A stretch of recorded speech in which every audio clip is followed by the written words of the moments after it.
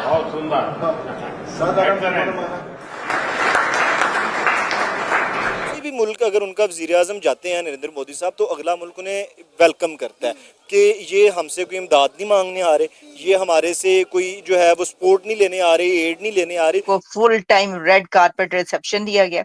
अच्छा, अब ये जो है ना, ये मैं आपको ये दिखाती हूँ कि ये एक और काम हुआ है, और वो ये काम हुआ है कि जब वो ब्राजील पहुंचे हैं ना मोदी साहब, तो उनको वैदिक चांट्स के जरिए जो है वो रिसीव किया गया। मैंने आपको पता है, पाकिस्तान तो ऐसी फोरम्स में नहीं जाता, और ना हमें बुलाया जाता, ना हमारे वज़ीर आज़म साहब कह रहे थे कि अगर हम हुकूमत में होते तो हमने G20 में होना था। भाई G20 में आपने कैसे होना था? G20 में होने के लिए आपको पहले अक्लमंद होना पड़ता है। अगर हमने इंडिया के साथ बना कर रखे होते तो वाकई में हमें किसी और मुल्क की जरूरत पड़नी ही नहीं थी। जो भारत ने खुद को प्रूव किया है, दिस इज द नतीजा हम कह सकते हैं। ये जो आउटकम सामने आया है, दिस इज द आउटकम कि हमारे प्राइम मिनिस्टर को आज हर जगह, हर किसी कंट्री में जो है तहे दिल से वेलकम किया जा रहा है। उनका जो भी उनका कल्चर होता था, जो भी उनका ट्रेडिशन होता था, उस तरीके से बड़े ही शानदार तरीके से हमारे पीएम का वेलकम किया। इंडिया ने आपको बन के नहीं दिखाया एशियन टाइगर, अब तो वो ग्लोबल टाइगर बनने है। दुनिया का कौन सा मुल्क है जो उनको वेलकम नहीं करता? ठीक है, नरेंद्र मोदी को जिस तरह वेलकम किया गया अफ्रीका में, आप देखें ना। जय हिंद दोस्तों नाइजीरिया के बाद ब्राजील में प्रधानमंत्री मोदी का स्वागत ब्राजीलियन नागरिकों के द्वारा भगवान गणेश का नाम लेकर किया गया है, और ब्राजील में अब यह दृश्य पूरी दुनिया में भारतीयों की शक्ति को दर्शाता है।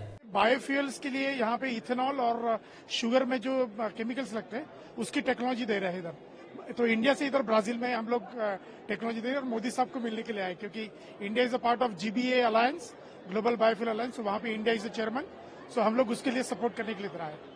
अभी जैसे इन्होंने यहाँ पे किया है कि there is a flex car करके है जो इथेनॉल पे भी चलती है 100% या कॉम्बिनेशन में चलती है, तो वो अभी इंडिया में मोदी जी ने भी वहाँ पे इंट्रोड्यूस किया है, जिससे हमने पहले 5% ब्लेंडिंग किया था, बाद में 10% और अभी अपना टारगेट 20% है। यहाँ पे ब्राजील में 27% है और 13% करते हैं। तो उसमें क्या होता है कि पूरे गाड़ी में अगर फ्लेक्स फ्यूल रहे तो हमको पेट्रोल और इसकी जरूरत नहीं है, the car can run 100% on ethanol. तो यही जो ब्राजील का मॉडल है वो हम इंडिया में इंट्रोड्यूस कर रहे हैं, जो मोदी साहब इंट्रोड्यूस कर रहे हैं, और उससे हमारे डॉलर्स भी बचेंगे, क्रूड ऑयल की इंपोर्ट भी जरूरत नहीं है, और we will be self reliant. So इसके लिए हम लोग यहाँ पे खास मोदी जी को मिलने आए।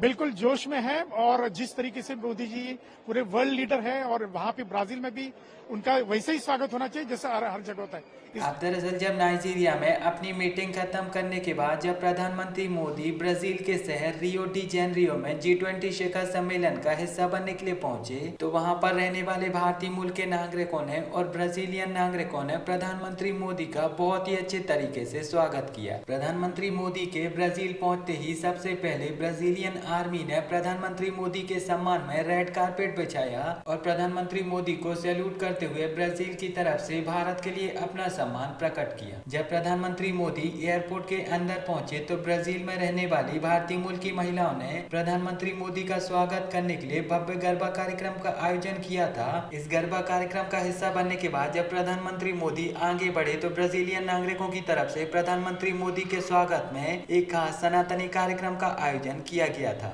इस कार्यक्रम में कुछ ब्राजीलियन पुरुषों ने और ब्राजीलियन महिलाओं ने सनातनी ब्राह्मणों वाले वस्त्र धारण किए हुए थे, और वह मंच पर बैठकर सनातन की महिमा बिखेर रहे थे। ब्राजीलियन नागरिक प्रधानमंत्री मोदी का स्वागत करते हुए संस्कृत भाषा में ओम महागणपतये नमः मंत्र का उच्चारण कर रहे थे। प्रधानमंत्री मोदी इस खास कार्यक्रम का हिस्सा बनने के बाद अब G20 शिखर सम्मेलन का हिस्सा बनने के लिए कार्यस्थल पर पहुंच चुके हैं। उनको रिसीव किया, लेकिन उसके बाद जब मोदी साहब पहुंचे हैं जनाब ये ब्राजील, अब आप देखें ये ब्राजील में पहुंचे तो वहां पर इस तरीके से उनको रिसीव किया गया, ये आप देख रहे हैं।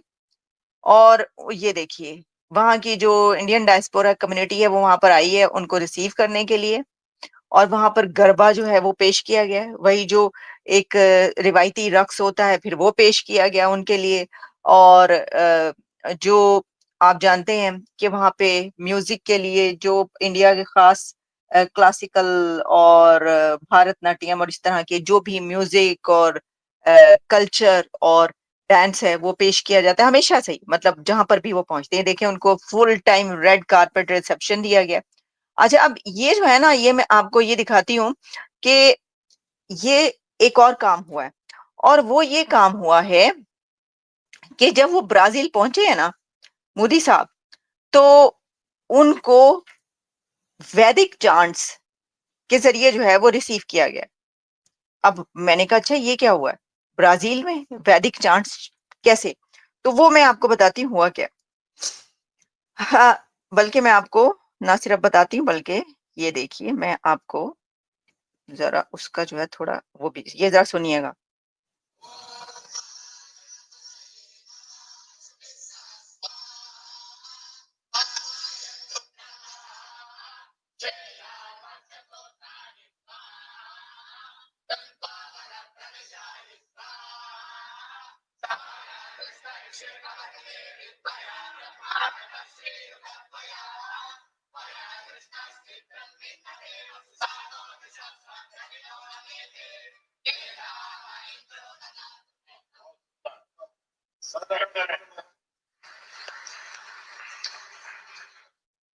अब देखिए ये जो है ना ये क्या हुआ है ये मैं आपको बताती हूँ।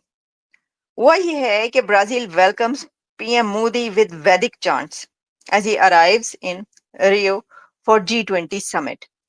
अब ये जो समिट है इसकी में दुनिया के बड़े कंट्रीज शामिल हो रहे हैं, लेकिन जब भारत का प्राइम मिनिस्टर पहुंचता है तो उसको एक अलग ही अंदाज में वेलकम किया जाता है। यानी आप देखें कि 20 कंट्रीज तो सिर्फ इसमें जो ब्राजील में सिर्फ इसलिए पहुंच रहे हैं कि वो इसके हैं 20 मेजर इकोनॉमीज G20 का हिस्सा है, लेकिन उसके साथ डजन्स ऑफ कंट्रीज और लीडर्स जो हैं वो उसमें एज ए गेस्ट या उसको ऑब्जर्व करने के लिए तो बड़ी तादाद में, जहां पर सैकड़ों हंड्रेड्स ऑफ लीडर्स एंड जिसे कहते हैं कि दुनिया की डिग्निटरीज पहुंच रही हैं, वहां पर एक लीडर ऐसा है जिसको इस तरीके से एक डिफरेंट अंदाज में जो है वो वेलकम किया जाता है। देख लें आप एक ही है ना। अच्छा अब इसमें हुआ ये है कि PM Modi can be seen listening with respect and attention to the group of Vedic scholars comprising men and women of all ages singing melodious Sanskrit shlokas. They were dressed in traditional Indian attire.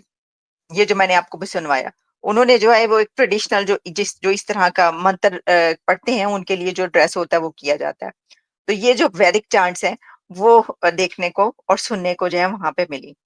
और ये जी